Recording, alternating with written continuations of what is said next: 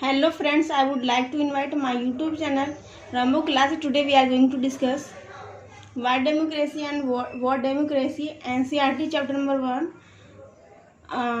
broad meaning of democracy. Okay, सबसे पहले हम ये जो पिक्चर्स दी हुई है इस पिक्चर को हम डिफाइन कर लेंगे, इसको समझ लेंगे। इस पिक्चर्स में आखिर क्या कहा जा रहा है इस पिक्चर के द्वारा, है ना। इस पिक्चर को हम समझेंगे। देखिए पिक्चर में आपको दिखाई दे रहा है कि टीवी चल रहा है, यहाँ पर यूनिटी, डेमोक्रेसी, सेकुलरिज्म, इक्वालिटी, ठीक है ना। ये सभी वर्ड्स जो हैं निकल रहे हैं इसमें से, ठीक है। पिक्चर आपको दिखाई दे रही है। यहाँ पे आप देख लीजिए ये जो पिक्चर है ये क्यों लिखी गई है, इसमें क्या चीज़ है। ये देखिए यहाँ पे लिखा हुआ है this famous cartoon by R.K. Lakshman.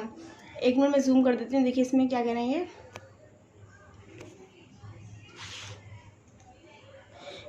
This famous cartoon by R.K. Laxman comment on the celebration of the 50 years of independence. जो R.K. लक्ष्मण है वो क्या है, फेमस क्या है बच्चे, कार्टूनिस्ट हैं, कार्टून बनाते हैं बच्चों। जब हमारी स्वतंत्रता को, आज़ादी को 50 ईयर्स हो गए, यानी कि 50 साल हो गए। How many image on the wall do you recognise. यहाँ पर ये क्या इन्होंने, ये बहुत ज़्यादा फेमस क्या है, कार्टूनिस्ट हैं। इन्होंने देश की स्वतंत्रता, जो देश की आज़ादी थी, और स्वर्ण जयंती जो होती है जिसे हम बोलते हैं इंडिपेंडेंस डे, है ना। क्या करा उन्होंने, व्यंग तरीके से उन्होंने क्या करा, तंज कसा या व्यंग किया है इन्होंने। और ये आगे क्या करेंगे, how many images on the wall do you recognise.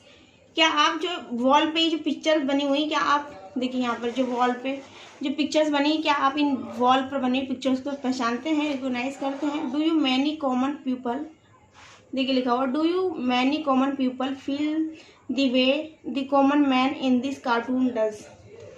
आगे कह रहे हैं कि क्या देश के ज़्यादातर आम आदमी इस कार्टून के आम आदमी की तरह ही सोचते हैं।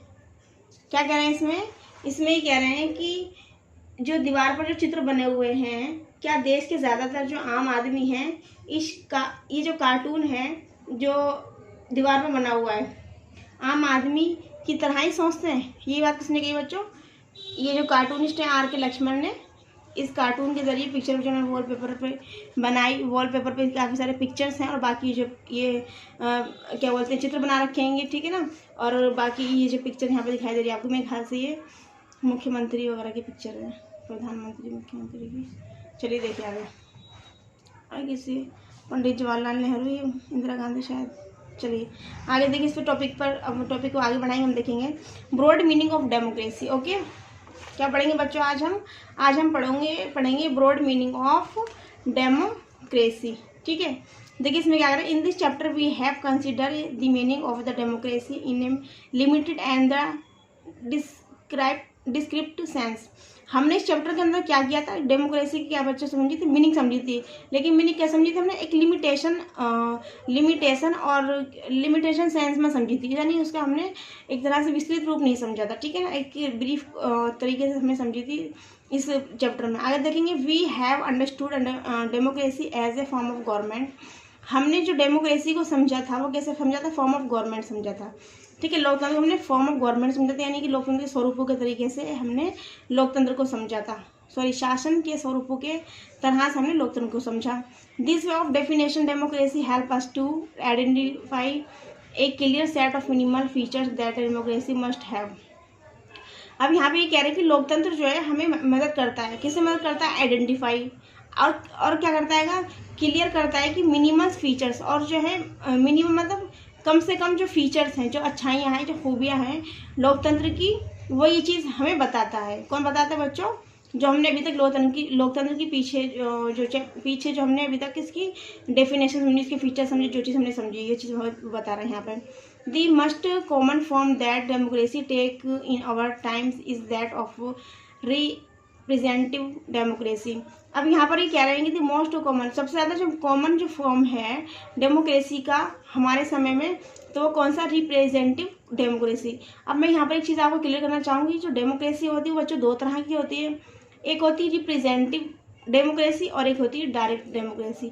डायरेक्ट डेमोक्रेसी कैसी होती है, और रिप्रेजेंटेटिव डेमोक्रेसी होती है।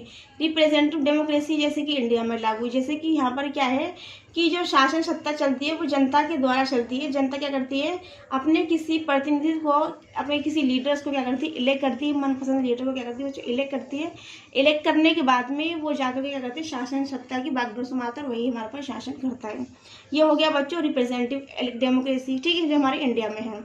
बाकी जो डायरेक्ट डेमोक्रेसी होती है उसमें क्या होता है कि जनता जो है, जिस एक तरह से जनता जो है वो क्या करती है, शासन सत्ता संभालती है खुद, ठीक है।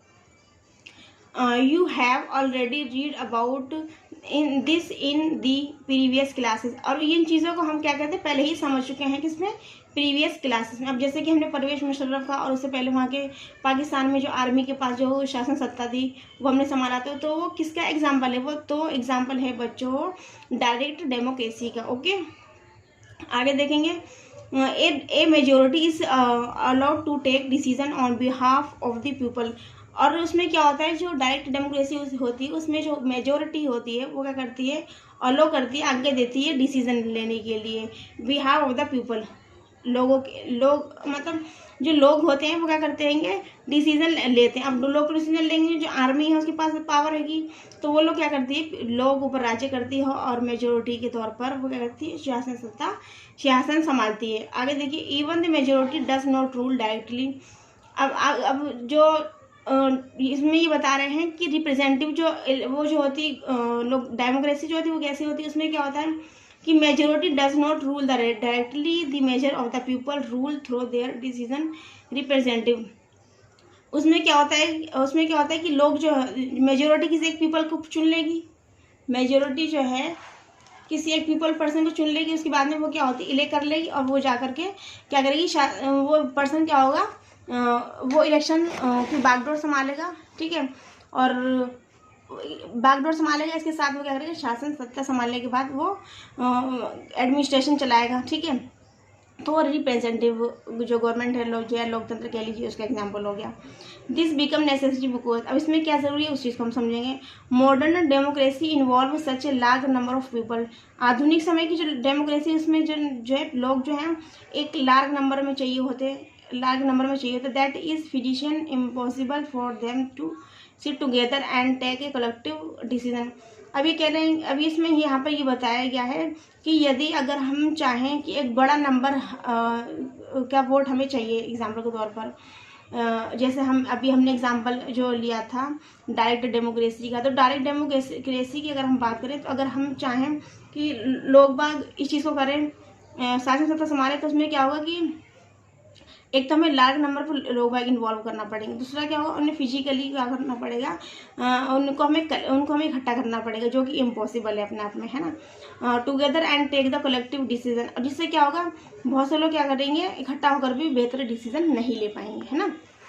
आगे देखिए, even if they could the decision does not have a time the desire और the skill to take part in the all the decision. यहाँ पे कह रहे हैं कि बहुत से नागरिक ऐसे हैं जिनके अंदर ये कुशलता नहीं होगी, स्किल नहीं होगी उनके अंदर, है ना ही कुछ ऐसे होगी जिनकी जो डिज़ायर ही नहीं कर रहे हैं डिसीजन लेने के लिए, डिसीजन मेकर नहीं बनना चाहते हैं, और जो वो फाइनली एक डिसीजन पर नहीं पहुँच पाएगा, जिससे क्या होगा, जिससे हम जो हमारी जो कल्पना हमने लगाई हुई है डायरेक्ट जो डेमोक्रेसी की, वो अपने आप में क्या है, बेकार है फिर, क्योंकि लोग बाग के इनके अंदर ना ही इनके अंदर स्किल होगा इस तरह का, ना ही वो डिज़ायर करेंगे इस चीज़ के लिए, और ना ही वो बेहतर डिसीजन पर पहुंच पाएंगे, ठीक है। आगे लिखिए, देखिए, this given as a clear but minimum understanding of democracy. लेकिन इसके बावजूद भी हमें क्या है, डेमोक्रेसी की एक कम से कम जो हमें एक तरह से डेफिनेशन कह देंगे हम, या फिर हम एक बेहतर समझ हमारी बन सकी है ना। This clearly help us to distinguish democracy from non democratic. लेकिन क्या है कि ये सब जो चीज़ हमने अभी तक पढ़ी, ये हमें क्या करती है, मदद करती है डिस्टिंग्विश, मतलब अंतर करने में।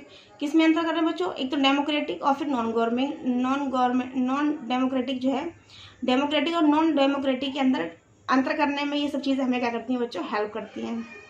But it does not allow us to distinguish between a democracy and good democracy. लेकिन हमारे लिए ये एक मुश्किल काम है। क्या काम मुश्किल है कि एक साधारण सा लोकतंत्र और एक अच्छा लोकतंत्र है ना, उनके बीच क्या अंतर है, और कौन सी साधारण जो लोकतंत्र वो बेहतर है या फिर उससे भी ज़्यादा अच्छा जो लोकतंत्र है वो क्या है, और हम उससे कैसे पहचानेंगे। ये चीज़ हमारे लिए क्या है, थोड़ी सी मुश्किल है। It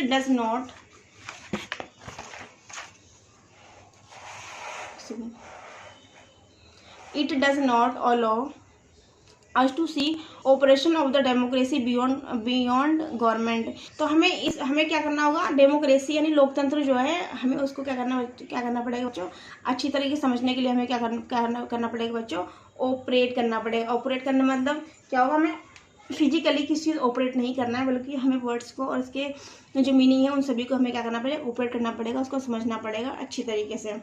for this we need to turn broader meaning of democracy. हमें क्या करना पड़ेगा, जो डेमोक्रेसी है उसके बड़ा जो रूप है, बड़ी जो मीनिंग है, जो बृहत्तर रूप हम कह सकते हैं, जो ब्रॉड तरीके से उसका जो मीनिंग है उसको हमें लोकतंत्र के उस मीनिंग को हमें बच्चों क्या करना पड़ेगा, समझना पड़ेगा। ठीक है, तो हम समझेंगे। Some time we use democracy for organisation other than the government. Just read this statement. अभी कई बार हम जो डेमोक्रेसी है उसको अदर ऑर्गेनाइजेशन की तरह भी यूज़ कर सकते हैं, और जो कैसे यूज़ करते हैं वो स्टेटमेंट नीचे दिए हुए हैं। We are a very democratic family. अभी तक तो हमने जो पढ़ा है वो हमने सिर्फ ये पढ़ा कि लोकतंत्र का जो ताल्लुक है वो नेताओं से है, वो शासन सत्ता से, एडमिनिस्ट्रेशन से है। अब हम लोकतंत्र जो रियल लाइफ जो है, हमारी प्रैक्टिकल लाइफ है, उसको हम कैसे इम्प्लीमेंट करेंगे।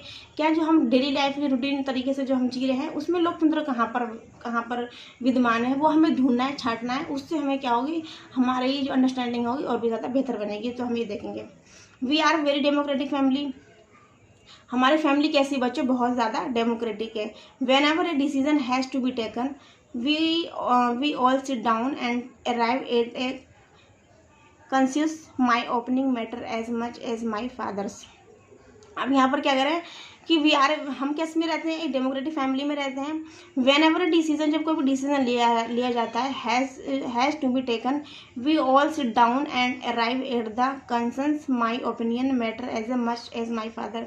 तो उसमें क्या होता है कि अगर कोई बेटा है या बेटी है, तो जो बेटे का जो ओपिनियन है, बेटे की थिंकिंग है, थिंकिंग नहीं कहेंगे इसको, बच्चे का किसी भी लड़के का ओवरव्यू जो है, उसकी ओवरव्यू की, उसके ओपिनियन का वेटेज जो है उसके फादर के ओपिनियन और व्यूज़ के इक्वल ही होना चाहिए।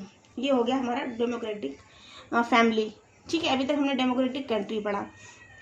या फिर कोई बेटी है, उसका बेटी का खुद का ओपिनियन और उसका खुद का व्यूज़ उसकी माँ के ओपिनियन और व्यूज़ के इक्वल हो, तो हम उससे क्या कहेंगे, डेमोक्रेटिक कहेंगे। ओके, आगे देखेंगे। I don't like teachers who do not allow student to speak and ask question in the classes. I would like to have teachers with democratic temperament. आगे देखिए, यहाँ पे कह रहे आई डोंट लाइक टीचर्स। मुझे वो टीचर बिल्कुल भी पसंद नहीं है जो क्या करते हैं, अलाउ नहीं करते हैं, आज्ञा नहीं देते हैं स्टूडेंट को बोलने की या फिर क्वेश्चन पूछने की इन द क्लासरूम, है ना। I would like to have to teachers with the democratic temperament.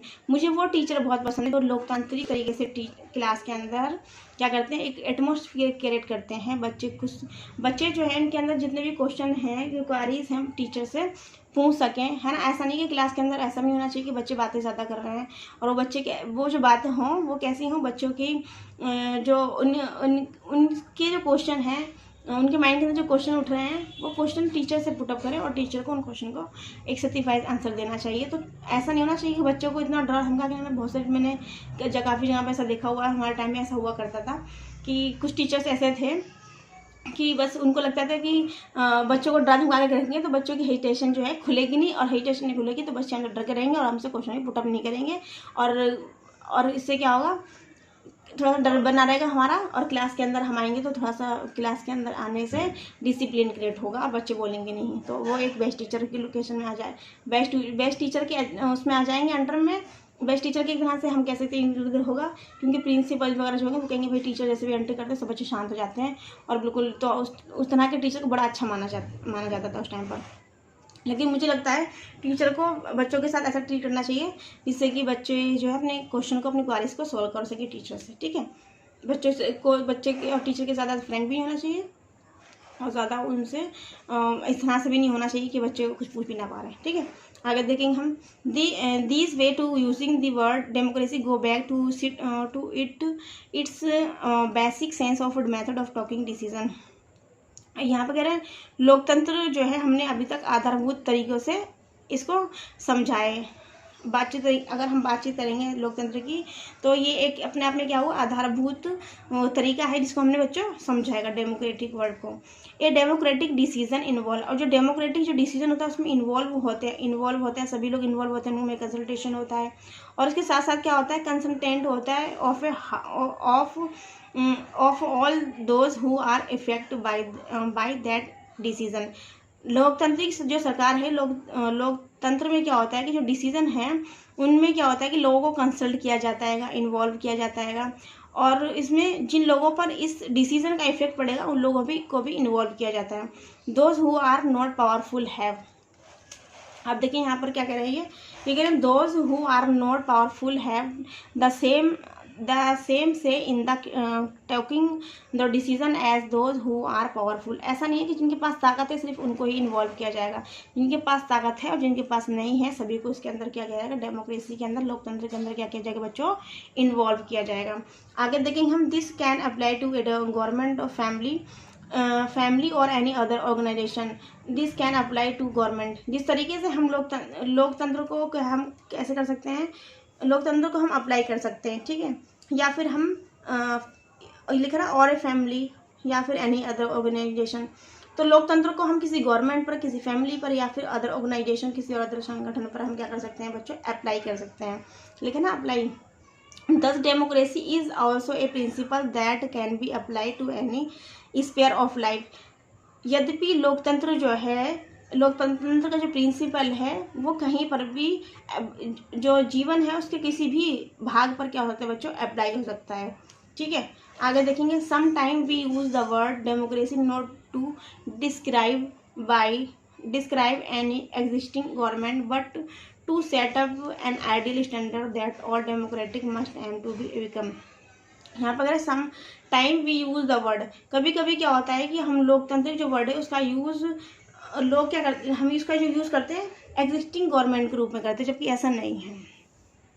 But to set up an ideal standard, ये अपने आप में क्या है, एक आदर्श लोकतंत्र नहीं है।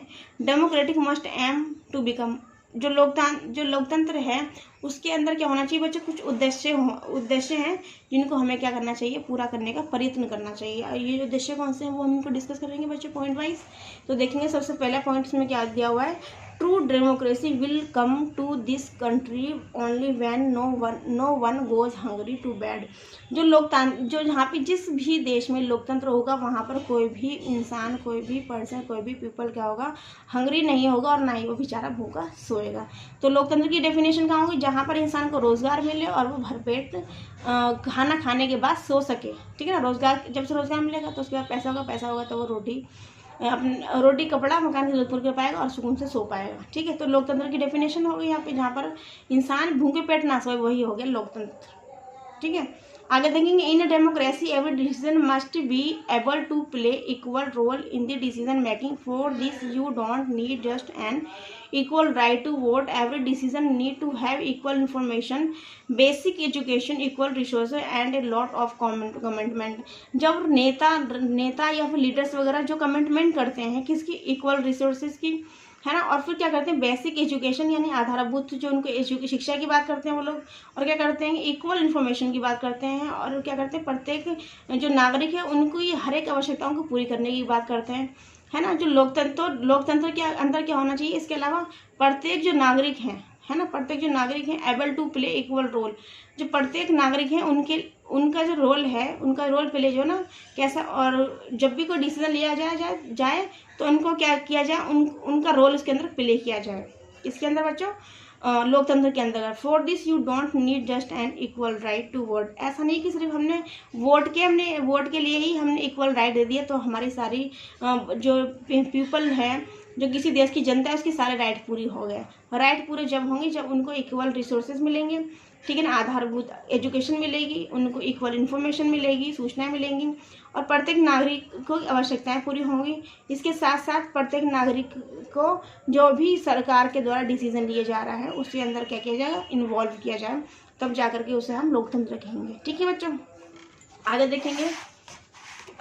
इफ देखिए एक second, if we take these idea seriously, यदि हम ये जो हमने पीछे जो जितने भी हम टॉपिक सब टॉपिक पढ़े थे, सॉरी पॉइंट पढ़े थे, अगर हम इन पॉइंट को सीरियसली वाइज देखें, सीरियस देखें, तो क्या होगा कि दुनिया का no country in the world is democracy, दुनिया की कोई भी ऐसा देश नहीं होगा जिसे हम लोकतांत्रिक देश कह पाएंगे या फिर लोकतांत्रिक सरकार कह पाएंगे।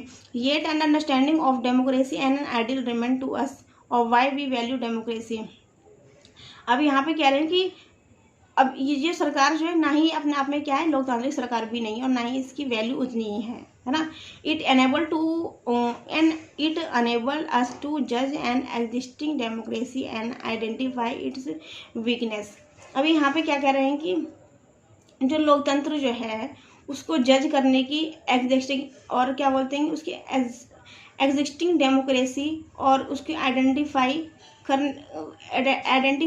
और हम उसको कैसे कर पाएंगे, जो लोग हैं वो जो है लोकतंत्र की क्या है बच्चों, वीकनेस है। अब कैसे वीकनेस है, it help us to distinguish between a minimal democracy and good democracy. हम अच्छी और बुरी जो डेमोक्रेसी है, जो लोकतंत्र है, उसको क्या कर पाएंगे, आइडेंटिफाई कर पाएंगे, डिस्टिंग्विश कर पाएंगे, अंतर कर पाएंगे। कैसे कर पाएंगे, जब हमारे अंदर डेमोक्रेसी को जज करने की क्या होगी बच्चों, क्षमता होगी, एनेबल होंगे हम। In this book we do not deal much with this expanded notion of democracy. Our focus here is with some core institutional features of democracy as a form of government. यहाँ पे कह रहे हैं इस book में we do not deal, हम deal नहीं करेंगे एक्सपेंडेड नेशन और लोकतंत्र के बारे में, हम ज़्यादा क्या करेंगे बच्चों, एक्सपेंडेड नहीं करेंगे। आवर फोकस, हमारा जो फोकस है, सम कोर इंस्टीट्यूशनल फीचर्स, हमारा जो फोकस है वो कुछ ही क्या बोलते हैं संवैधानिक फीचर्स के ऊपर, जो संवैधानिक फीचर्स जो हैं उनके ऊपर रहेगा। Democracy as a form of government, जिसको हम डेमोक्रेसी को हम फॉर्म ऑफ गवर्नमेंट समझ पाएंगे। Next year you will read more about a democratic society. अगली साल जो हम पढ़ेंगे डेमोक्रेसी को as a democratic society and ways of evaluating of democracy. और हम क्या करेंगे, दूसरी तरीके से हम इवेल्युएटिंग, मूल्यांकन के तौर पर हम डेमोक्रेसी को पढ़ेंगे। At this stage we just need to note that democracy can apply to many sphere of life and that democracy can take many forms। यहाँ क्या कह रहा है, एट दिस स्टेज, प्रत्येक स्टेज पर वी जस्ट नीड, हमें आवश्यकता to note that, हमें सिर्फ इतनी ही आवश्यकता है कि डेमोक्रेटी कैन अप्लाई, डेमोक्रेटी जो है अप्लाई हो पा रही है, मैनी स्पेयर, प्रत्येक भाग पर, जीवन के प्रत्येक भाग पर क्या हो रही है, डेमोक्रेसी जो है अप्लाई हो रही है। कैन टेक मैनी फॉर्म, अलग स्वरूपों में। There can be various ways of taking decision in a democratic manner.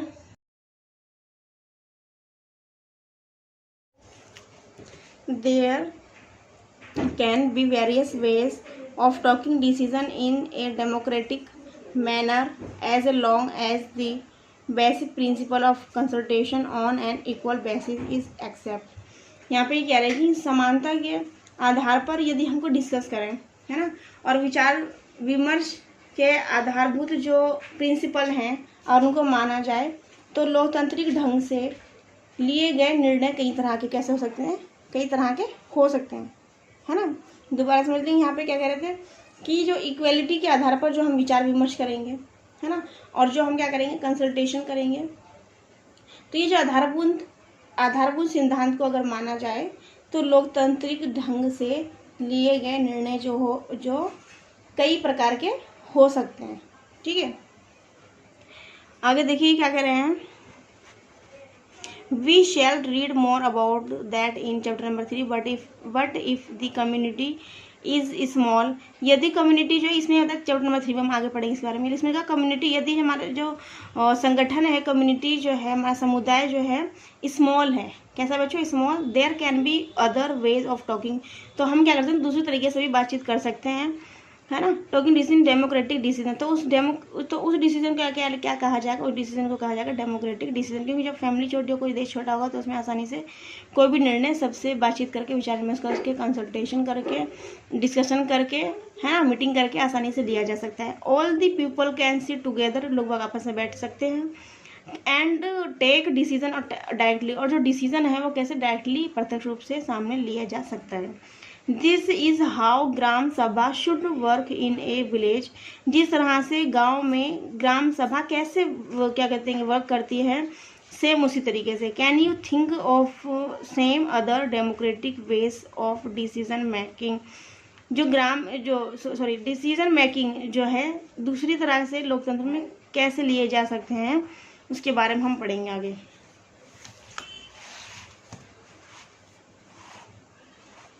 आगे देखिए लिखा हुआ है,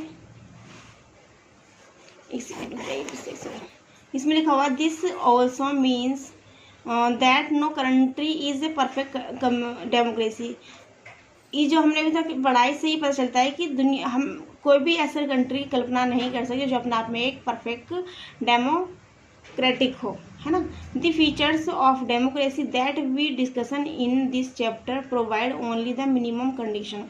हमने अभी तक जितने फीचर्स पढ़े हैं लोकतंत्र के, जो डिस्कस कर रहे हैं, उसमें से सिर्फ क्या बोलते हैं, minimum he condition of feature, उसके जो है लोकतंत्र के minimum condition of features, condition features इसके हमने पढ़े हैं, है ना। आगे देखिए लिखा हुआ that does not make it an ideal democracy, और ये जो अपने आप में एक आदर्श डेमोक्रेसी, आदर्श लोकतंत्र नहीं है। Every ideal of democratic decision making, every democracy has to try a release the ideal of a democratic decision making। अभी यहाँ पर ये बता रहे हैं कि आदर्श जो लोकतंत्र है उसकी न्यूनतम शर्तें क्या हैं। प्रत्येक लोकतंत्र को आदर्श बनना चाहिए, है ना, आदर्शात्मक बनना चाहिए, और डिसीजन क्या है, बेहतर लेना चाहिए। यहाँ पे ये चीज़ कहना चाह रहा हूँ। This can not be achieve once and to far, लेकिन आइडियलिज्म जो डेमोक्रेटिक गवर्नमेंट है या डेमोक्रेसी है, उसको बनने के लिए ये क्या है, अपने आप में एक बहुत बड़ा क्वेश्चन है। ये हमसे क्या है, जो प्रैक्टिकली अगर देखा जाए तो ये अपने आप में एक काल्पनिक है, या बहुत ही ज़्यादा क्या असमंजस वाली सिचुएशन है इसमें। This requirement as constant effort to save and strength democratic form of decision making. आगे यहाँ पे कह रहे हैं ये जो स्थिति है, ये एक बार एक साथ सभी के लिए प्राप्त नहीं की जा सकती है। इसके लिए क्या होना चाहिए, लोकतांत्रिक जो निर्णय की प्रक्रिया है उसको कैसा होना चाहिए, प्रक्रिया है जो उसको कैसा होना चाहिए, सुदृढ़ होना चाहिए। कैसा होना चाहिए, सुदृढ़, जिसको हम कहेंगे स्ट्रॉन्ग होना चाहिए, है ना। आगे देखिए इसमें क्या लिखा हुआ है, what we do as citizen can make a difference to making our country more and less democratic. This is the strength and the weakness of democracy। जो पीपल जो हैं, जो लोग हैं, वो किसी भी कंट्री की क्या है, वीकनेस भी हैं और क्या है, स्ट्रेंथ भी हैं। The fate of country depend not just on what the rules do but mainly on what we as citizen do। अब लोग, ये किसी देश का भाग्य ही होगा। This is what linguistic democracy from other government. यही सब चीज़ें जो हमने अभी तक डिस्कस की थी, कि जो लोग जो होते हैं वही क्या होते हैं, किसी भी कंट्री के क्या होते हैं, वीकर्स होते हैं और स्ट्रेंथ होते हैं, है ना।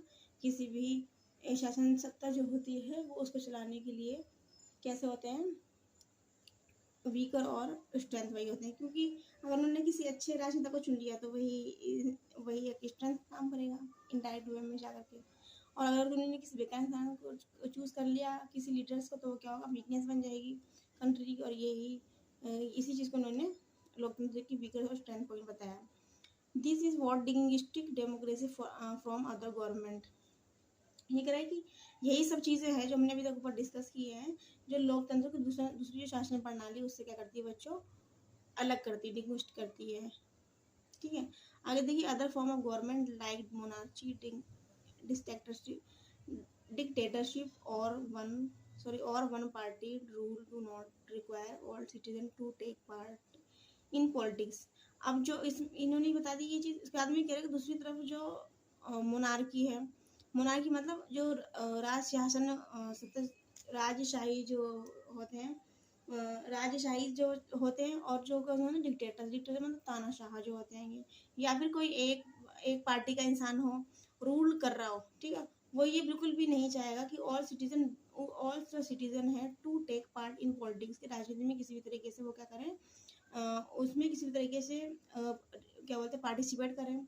In fact most non democratic, और सत्य ये भी कि जो नॉन डेमोक्रेटिक कंट्रीज हैं, जो गैर लोकतांत्रिक जो सरकारें हैं, would like citizen not to take part in politics. जो गैर लोकतांत्रिक सरकारें वो भी ये चाहती हैं कि सिटीजन इसमें क्या करे, किसी भी तरह के पॉलिटिक्स पार्टी में क्या करे, इंटरफेयर ना करे, किसी भी तरह का उसमें क्या बोलते हैं, इन्वॉल्व ना हो, और उससे दूर रहे। एक तरह से ये लोग ये चाहते हैं।